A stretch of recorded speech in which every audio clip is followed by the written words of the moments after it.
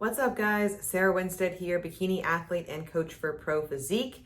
And today, if you didn't already get the memo by my shirt, we are talking about the holidays today, guys. It is just kicking off right now. It is Thanksgiving week. And so a lot of us kids are out of school. People have a little bit less and a little bit lighter work weeks this week. And honestly, I feel like this holiday season really kicks off with like Halloween, and then you blink and it's like, oh crap, it's Thanksgiving, which is basically what I did. And I was like, I really wanted to get this YouTube video out to you guys before the holidays like fully kick in, because I feel like the closer and closer we get, that stress level just gets higher and higher, and anxiety level for a lot of people. And that's the purpose of today's video, is to take a lot of that anxiety and stress, at least about things like nutrition, training, and mindset around those kinds of things, taken care of. The holidays, in my opinion, are already stressful enough without these things going on. So if we can just put some check boxes next to these kinds of things, figure out a plan that works for you during this time frame, that's the goal. That's a win in my book. So let's dive right in. I do have, as with most of my videos that are like a lot of me just talking to you guys, I have some notes because I didn't want to miss anything, because I am very passionate about this topic of navigating the holidays. I know I said at the top, it was like how to avoid holiday weight gain. Yes, if you do these things, you probably won't gain the 15 to 20 pounds that most people do before New Year's, and then they got to get all of it off with New resolutions, and we'll go into that a lot later because I also have some thoughts about that kind of stuff too. But, I've done a lot of client check-ins this week. They've given me like the parameters of what their Thanksgiving is like, and I've used that as a jumping off point for making more customized recommendations for their Thanksgivings, because I feel like there's a lot of pressure on things like Thanksgiving. People are traveling for the first time. They may be seeing family they don't see very often. It may be just a really special time to celebrate and come together. And that's my first point, is remembering and having that number one goal during the holiday season is to make memories and enjoy the quality time with friends and family. Period. End of statement. If I could cut off this YouTube video, now I would definitely do that. So, but alas, we will continue. But that's the number one goal. Always in the back of our minds, remembering what this season is about. It's about family, it's about friends, it's about all those kinds of things, celebrating and being, with Thanksgiving, grateful for what we have and who we have in our lives and things like that. But one of the things that I recommend a lot of my clients do not do is try to diet during the holidays. Now, if I do have a contest prep client that's prepping for early spring shows, that's a different story. I myself have prepped through Christmas and New Year's. If you guys go way back into my feed, you'll find those opening videos about contest prep. And I explained when I started it mid-December and why, because I was shooting for early next year, of this year shows. But I don't recommend it for most people, just because there can be, again, a lot of anxiety and stress about trying to diet down during the holiday season when there's a ton of like highly palatable, highly appetizing foods around. And so the seasonal foods, the Starbucks Christmas menu is already out. People are making pies and doing this and doing that. So it can be very difficult to, have that discipline to remain on point. And so in general, most of my clients, I would say there's a tiny little handful of them that are still dieting, but we do have untracked meals and refeeds planned for those special meals and special days. We're not dieting this holiday season. We're not putting that stress and that pressure and that added layer, because again, if you try to go with that kind of a mindset, you're going to fail at some point. You're going to be like, hey, I can't stick to this. It's too appetizing. You're going to go off the rails. And it also may set you further back mentally than if you just try to maintain during the holidays. Maintain, gaintain, put the food to good use. It's kind of be a theme for us today. And I do want to kind of also kick off the conversation saying that you do not earn food. You simply eat food. Food is fuel, period. I'm very passionate about that kind of stuff, as far as like, oh, I did this, turkey burn spin class, so now I've earned this pumpkin pie that I'm going to eat way more than I normally would had I not done my spin class. And also, if you do some math and the science behind it, guarantee you the calories that you burned in that cardio class are way less than the calories that are in that pumpkin pie. And so don't even play the mind games with yourself as far as I earned this, I deserve this, or anything like that as well. Or vice versa, I'm gonna go work it off the next day on Black Friday. No, not a thing. Not a thing that we do, not a thing that my clients do. And if I see that coming, I'm like, we're in a big in the bud. Food is fuel. We eat food. We need food. And that's that. It's not anything more than that as far as like weight is concerned. So putting some numbers to it, because people always ask, people are anxious about Thanksgiving. Maybe they have like a family coming into town for the extended weekend, and then they have holiday parties, they have work parties, they have holiday lunches, happy hours, travel for Christmas, a ski trip or whatever. They look at the calendar and they're just like, what do I do? Well, I put some pencil to paper. There are about 130-ish meals, depending upon if you eat 3 to 4 meals per day, between now and New Year's. 130 meals. We are talking, and we might be stressing out about 5 to 8 of those meals, give or take. Thanksgiving, Christmas Eve, Christmas Day, New Year's Eve, New Year's Day. That's 5. And then, like I said, you may have a holiday party, 1 meal. It's not 8, because we can stay on track in between, which is my whole point about this.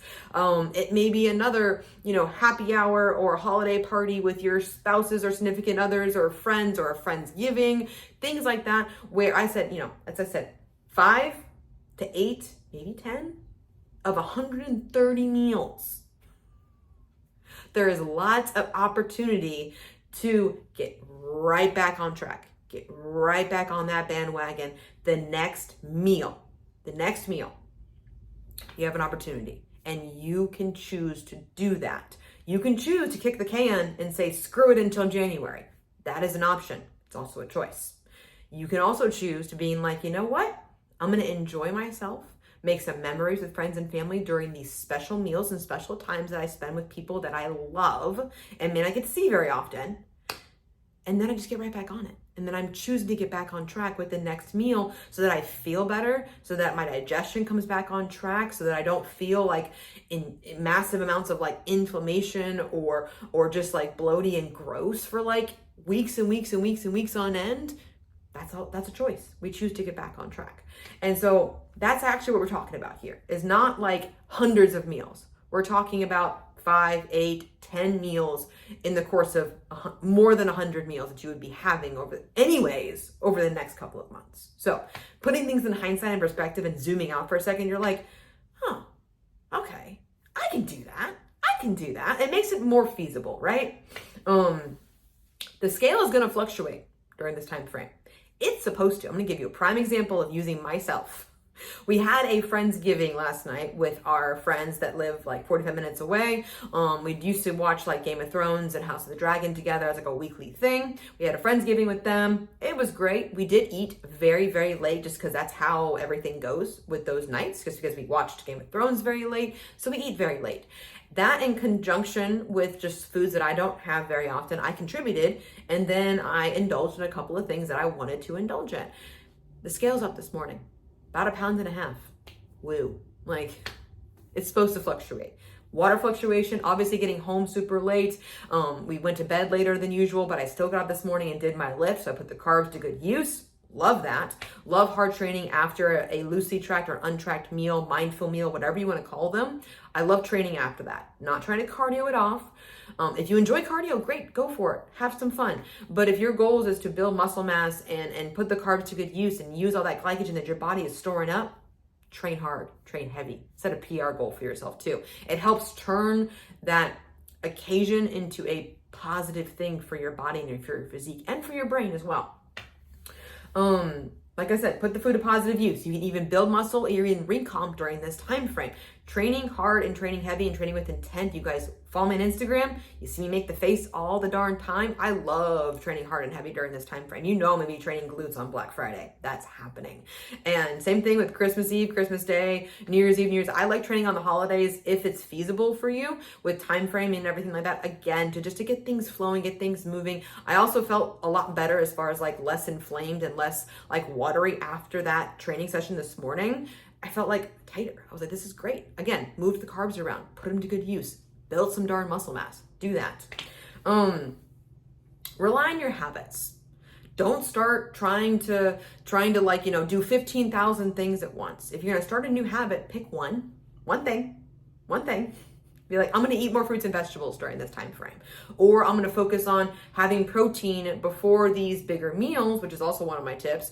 That way I don't go into the meal starving. That way I hit my protein goals, or I focus on one thing, then I'm good. Or it could be, hey, I'm going to have my Christmas Eve brunch with my family, and then I'm going to go for a walk afterwards to help with my digestion. One thing.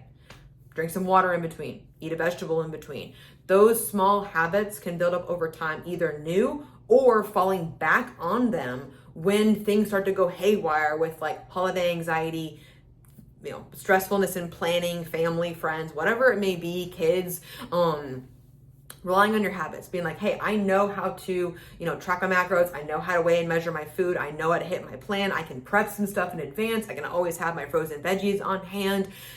All those things that you've built up over time, just because of the holidays, those habits don't go out the window.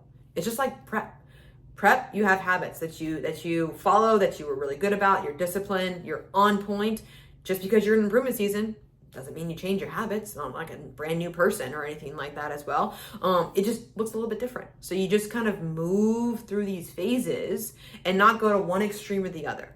It's not all in, it's not all out. For a lot of people it is. And that's hard to find, that balance in that messy middle. It's very hard to achieve for a lot of people, but that also could be a goal for you during this time frame. And what does that look like? Well, that looks like you enjoying those meals, but then getting back to your normalcy right after that meal, without question. Discipline, having that just to get right back on it, choosing to do that, that can help you find that balance. That can help you live in that messy, unpredictable middle, but you can thrive in that because I'm going to be having these fun meals, making some fun memories, but I'm also going to be having this food that fuels me, helps my digestion, gets me back on track, gets me feeling good, crushing it in the gym, all those things. Speaking of movement, moving the body with intent. I love digestion walks after big meals. I've mentioned it a couple of times before. As far as just like not for fat loss, but it's for digestion. One of the, I'll say, not worst, but like, less advisable things we do on things like Thanksgiving or Christmas Eve or Christmas Day even is have a huge meal, more food than we probably intake on a normal day-to-day basis. And then we sit down for 2 to 3 hours. And then we feel that like bloat, that uncomfortableness, that distension possibly of the stomach. And we're just like, oh, I just feel like an inflamed blob. Well, digestion walks can be very useful, even if it's just like 10 minutes. Just go walk around a neighborhood. When the weather is nice, y'all can take the dogs, the kids, get the family out. Even if it's just around our cul-de-sac a few times, that can be very helpful after a meal to help get digestion going in the right direction. Okay, so some specific, just like situational recommendations that I have for different dinners, different occasions, things like that. For a potluck, that's actually a very easy thing to navigate because, maybe the hosts are cooking the birds, like as far as the turkey and the ham, everyone else is providing the sides. Great, wonderful. Bring something that you can enjoy and eat off of, that you have prepared yourself, that loosely what the macros are. Maybe you have made this recipe before and you've tracked it in your fitness tracker like MyFitnessPal, and you're like, I know I like this. I know I can eat this. Bring it with you, share it with people. You never know. They may be like, oh, I love this. I want this recipe. You're impacting people in a positive way by sharing maybe a macro-friendly way to prepare a dish for the holidays. It'd be great. And if you don't know what other dishes people are bringing, you're going into a situation blind, you can eat that. There's going to be protein there as far as like the turkey and the ham or whatever else people like, lamb for like Christmas Eve or something like that for Christmas Day. You can eat what you're bringing and you're like, at least got that covered, and I can be mindful and supplement and not go overboard on everything else. For a buffet. Now, looking at menus ahead of time, very useful. For stuff that you may not recognize or maybe you haven't had before or had in a while, I suggest if it looks appealing to you or sounds appealing to you, put a scoop on your plate. That way you can go back and you can try it. You're not committing to like a glob or anything like that, but you can try it. And that way, if you like it, great, wonderful. You can go back and have a full serving of that if you'd like to. If you're like, nah, not for me, you don't have to eat it. So it takes some stress off of yourself. Always build your plate, as I've said before in past videos, in thirds. When you're looking at your plate, third of your plate for that meal, Christmas Eve, Christmas Day, Thanksgiving, I don't care. Third of your plate is protein. Wonderful. That's pretty easy to get at most large, big events. They're going to have something like a nice steak, a nice rib roast, or a turkey, ham, I've already mentioned. Third of your plate, protein. Third of your plate, something colorful. This can be a salad. This can be fruit. This can be vegetables. This can be anything that's going to be micronutrient rich to help, and fiber also to help with things like your fiber count for the day, digestion. We would need both soluble and insoluble fiber, and nutrients that we need in that kind of a meal as well. Third of your plate, whatever you want. This is where I pick and choose my indulgences. I say again, don't eat like an asshole.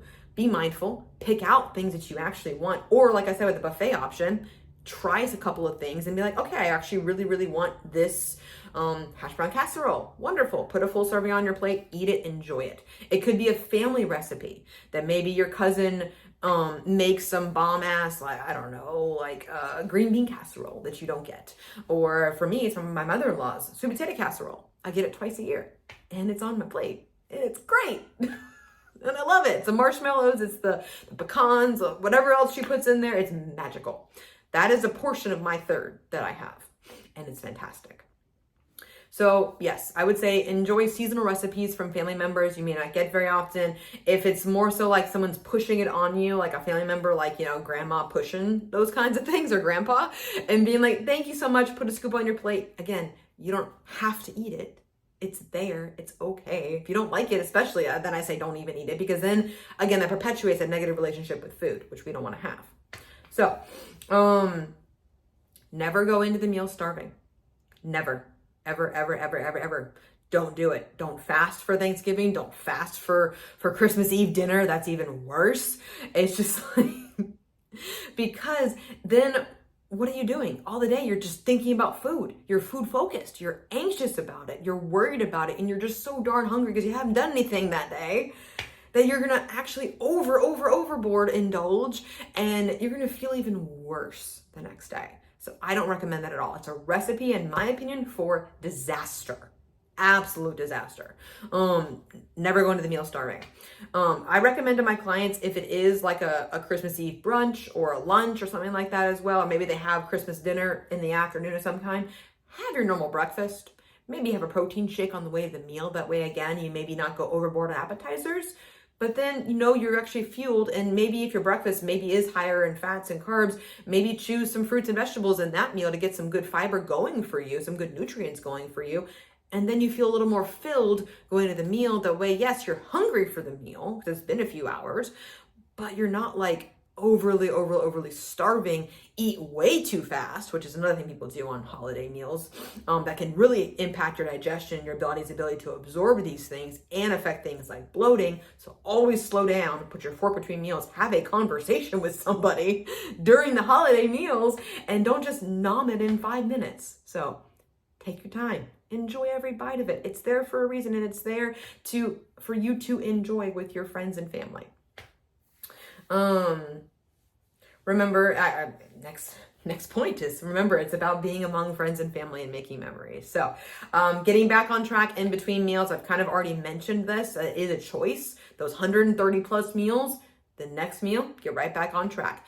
Don't make massive slashes in your calories to do so. Just get back to your normal meal. So if you have a normal dinner, or, if you don't push the food that day, if you had a big Christmas Eve lunch or Christmas Day lunch, and it's dinner time and you guys are home putting all the presents away, and you're like, I'm not really that hungry for dinner, but I know I need something to carry me over, then modify it.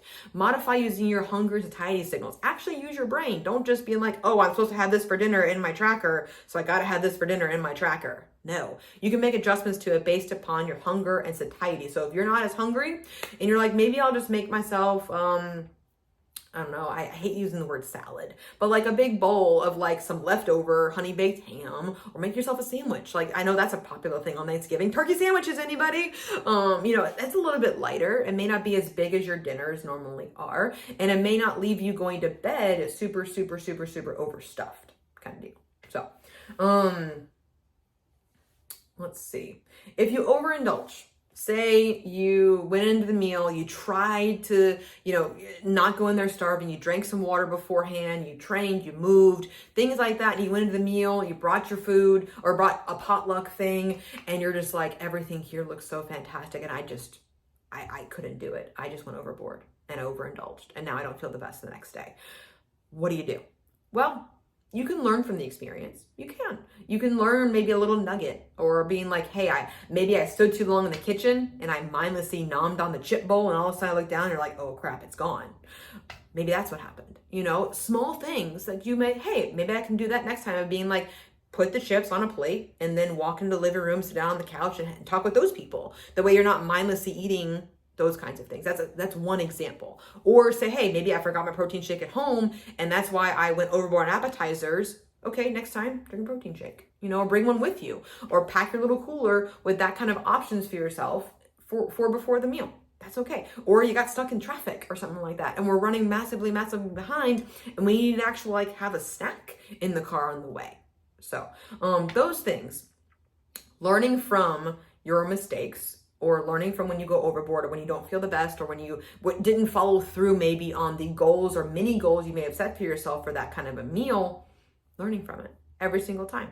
It's an opportunity. Or if you want to look back on it and being like, you know what, I don't feel the best today, but I don't look back on it, I'm like, I'm good with it.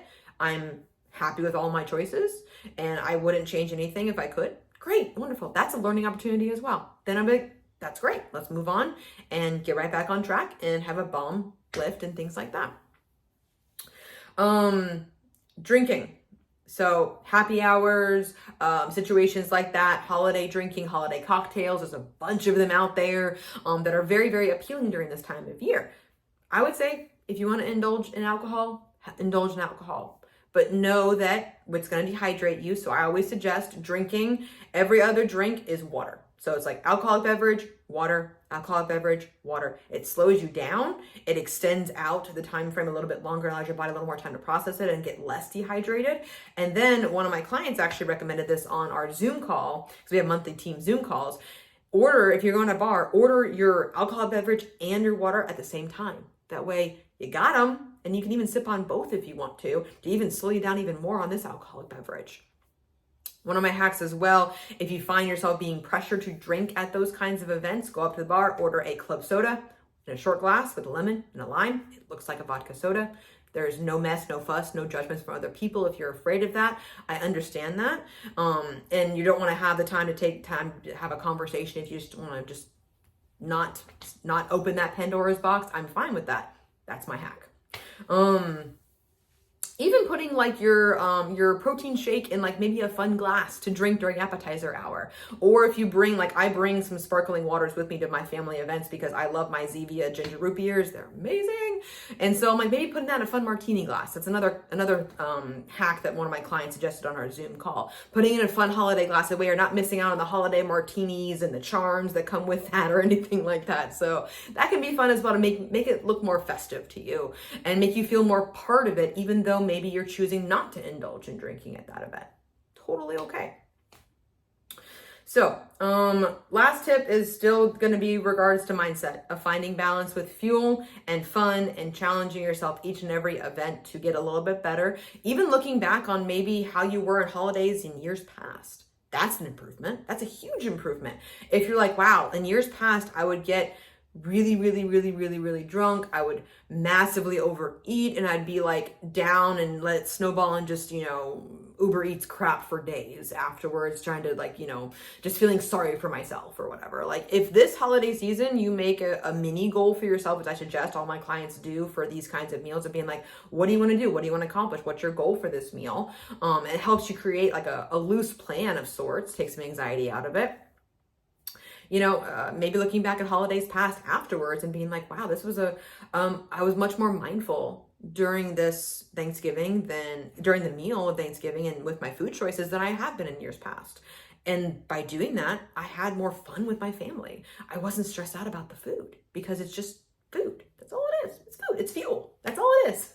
So that kind of stuff can be super, super helpful. So I haven't shown you all my shirt yet. It's Grogu. It says, Mary the Force be with you, I think, or Mary Force be with you. It's a fun holiday shirt, so figured I'd wear it today. But that is, in a nutshell, my tips for not necessarily avoiding holiday weight gain, because hey, muscle is weight. So if you're going to build some muscle mass during this time frame, that scale goes up. I love it. So, but like, maybe unnecessary fat gain or unnecessary stress that comes along with the holidays. Maybe this video helped you navigate or think of a few things about, wow, I can do this, and cheer yourself on, because you totally can. This is Raw Plug Coaching. It can be very helpful to have a coach during the holiday season to help you navigate this kind of stuff, to check in every single week. And if that helps you get back on track with that next meal, knowing you got to check in with Coach Sarah next Tuesday, you're like, oh crap, I got to get back on my stuff. Yeah, that can be helpful. That can, again, change a behavior that you may have had in the past. And so I'm open, I'm available, I'm accepting clients right now. Even if you want to start now, honestly, I fully suggest starting now before January hits, and you want to be, one of those people too. I'm fine if you want to be one of those people. It totally makes sense. I understand.